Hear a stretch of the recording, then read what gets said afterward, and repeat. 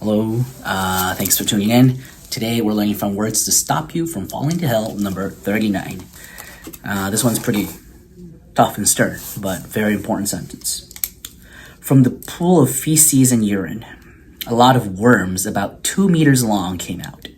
They were LGBTQ people who had anal sex in their lifetime. Who had been having anal sex in their lifetime.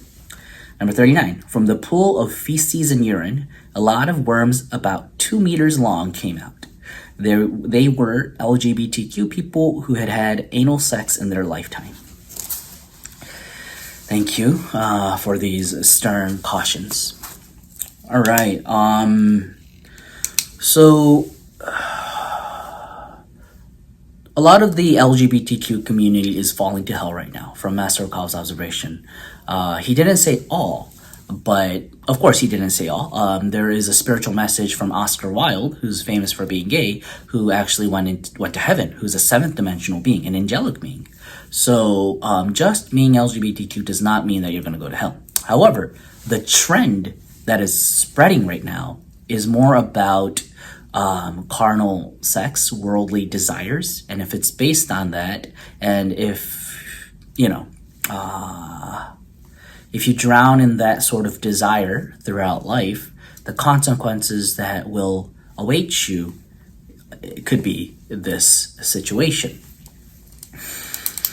Now, historically speaking, yes, there were many times when such as in Japan, ancient times, there were warlords who would have, because they can't take women to a war field, so they will have young men who will be a target of their sexual desires.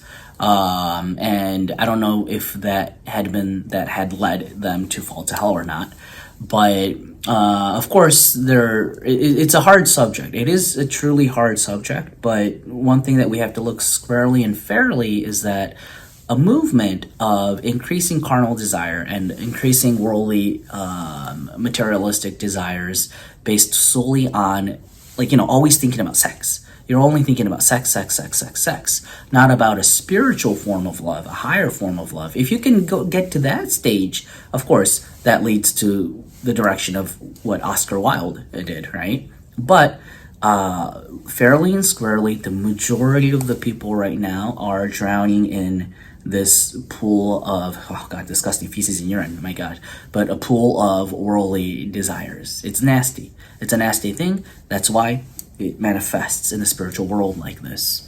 When we talk about this issue, speaking about it in an individual way is the laws of Bodhisattva, and speaking about it in a collective way for happiness of society as a whole, which is the laws of Tathagata, it's slightly, I wouldn't say it's different, but Master Okawa, I think he gives teachings, he gives approaches to help each individual separately, and then he also gives teachings that the whole society needs to listen to. And if there is a contradiction there, that is where the exploration of the right mind begins. So then we have to start thinking, all right, one thing that definitely we have to think is Master saying because the hell of LGBTQ is increasing right now, that always affects this world. So these beings are possessing us.